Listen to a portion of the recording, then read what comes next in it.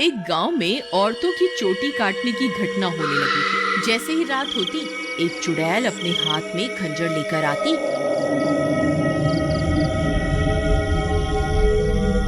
और जो भी औरत उसे सोती हुई मिलती, वह चुड़ैल उसकी चोटी काट कर वहां से चली जाती। किसी को ये समझ नहीं आ रहा था कि ऐसा क्यों हो रहा है।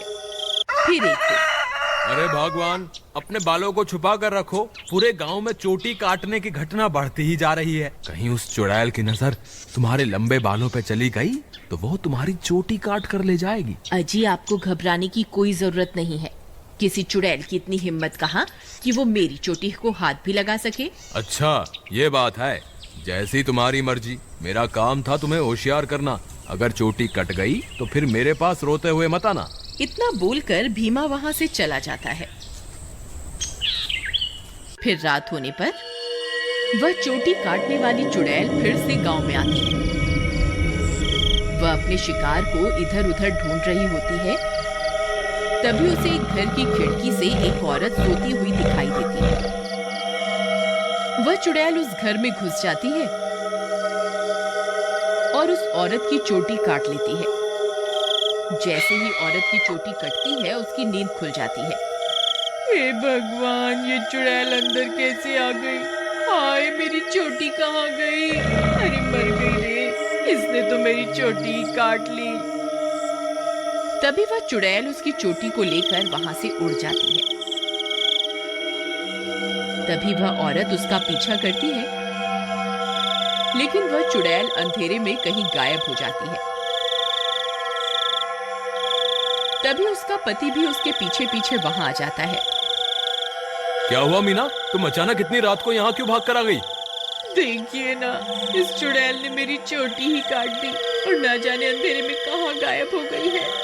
हे भगवान, ये क्या हो गया? तुम तो ठीक हो ना? उसने तुम्हें तो कोई नुकसान नहीं पहुंचाया ना? फिर वे दोनों उदास मन से वापस अपने घर आ जाते हैं।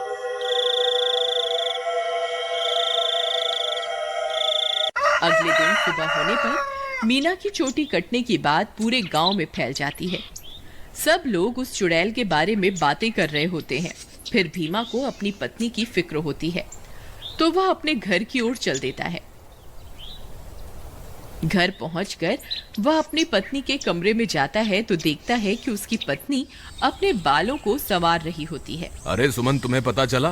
कल रात को मेरे दोस्त मोहन की पत्नी की चोटी उस चुड़ैल ने काट ली। मुझे तो तुम्हारे लिए बहुत डर लग रहा है, कहीं वो चुड़ैल यहाँ ना आ जाए।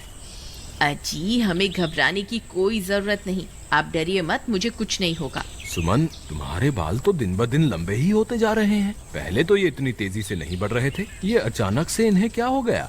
अजी, मैं अब अपने बालों की कुछ ज्यादा ही देखभाल कर रही हूँ ना, इसलिए। ठीक है, ठीक है, तुम अपना ख्याल रखा करो। मैं अपने दोस्त मोहन से मिलकर आता हूँ।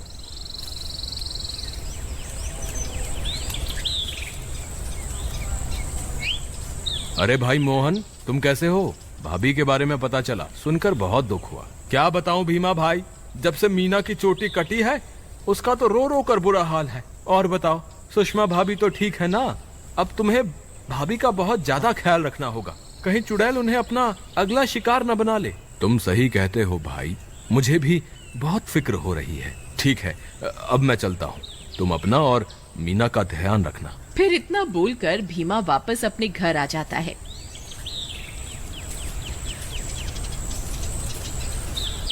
रात होने पर भीमा सो रहा होता है। अचानक उसे चीख सुनाई देती है। उसकी नींद खुल जाती है। वह इधर उधर देखने लगता है। सुमन कमरे में नहीं होती। वह बहुत डर जाता है। सुमन, कहाँ हो तुम? सुमन, कहाँ हो तुम? अरे मैं तो लुट गई, बर्बाद हो गई। ये चुड़ैल तो मेरी चोटी काट कर ले गई। हाय, मैं तो लुट गई। अरे, ये किसकी आवाज है? लगता है चुड़ैल ने फिर से किसी औरत पर हमला कर दिया है। मुझे बाहर जाकर देखना होगा। फिर वह भागकर बाहर जाता है और देखता है कि बाहर कुछ गांव वाले खड़े होते हैं। वह उनके पास जाता है। क्या हुआ भाई? ये चीख पुकार कैसी थी? क्या हुआ? सब ठीक तो है ना? नहीं भाई, अभी अभी चुड़ैल इस बेचारी की चोटी काटकर अंधेरे में गायब हो गई। हे भगवान, सुमन तुम कहाँ हो? मुझे वापस घर जाना चाहिए। फिर वह वापस अपने घर की ओर दौड़ पड़ता है। जब वो घर पहुंचता है तो देखता है कि सुमन अपने बालों को सहला रही होती है। वह उसे देखकर हैरान हो जाता है। सुमन, तुम कहाँ चली गई थी? तुम्हें पता है अभी चुड़ैल ने फिर से किसी की चोटी काट ली। क्या तुम्हें बिल्कुल भी डर नहीं लग रहा? सुमन उसकी बातों को अनसुना कर देती है और खुशी खुशी अपने बालों को सहलाती रहती है। सुमन के बाल अब और भी लंबे हो चुके होते हैं। ये क्या सुमन, तुम्हारे बाल तो एक दिन में ही इतने लंबे हो गए, ये कैसे हो सकता है? भीमा सुमन के बाल देखकर घबरा जाता है। उसे समझ नहीं आता कि आखिर ये सब चल क्या रहा है। फिर अगले दिन सुमन के बालों की लंबाई की चर्चा पूरे गांव में फैल जाती है। सब लोग उसके बालों के बारे में बातें कर रहे होते हैं।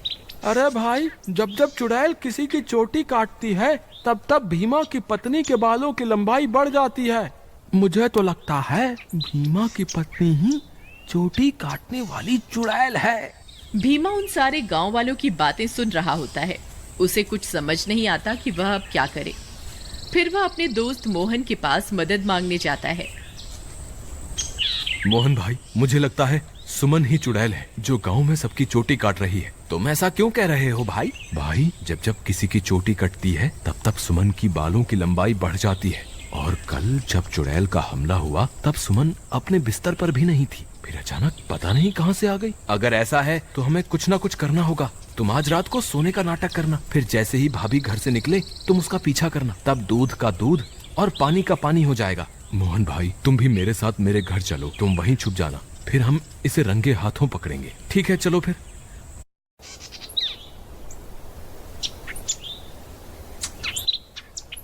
फिर वे दोनों भीमा के घर आ जाते हैं और मोहन अलमारी के पीछे छुप जाता है।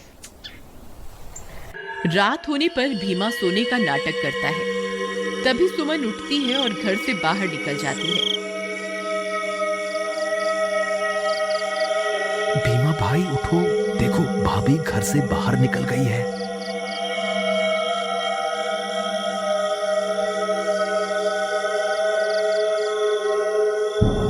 सुमन थोड़ी दूर जाते ही चुड़ैल में बदल जाती है और अपने शिकार की तलाश करने लगती है।